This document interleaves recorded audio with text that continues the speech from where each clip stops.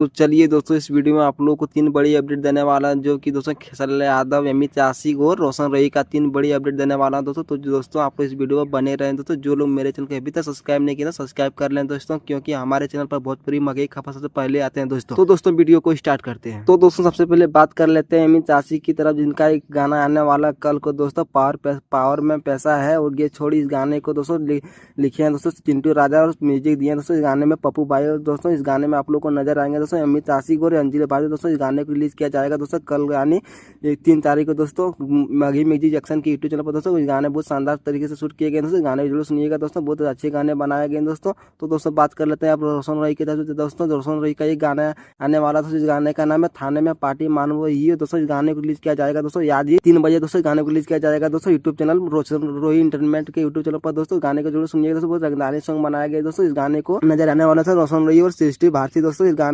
गाने को लिखे दोस्तों रोशन रई, म्यूजिक डायरेक्टर दोस्तों पप्पू भाई ने किया दोस्तों। और बात की जाए इस गाने जरूर सुनिए दोस्तों, गाने को आज ही रिलीज किया जाएगा दोस्तों।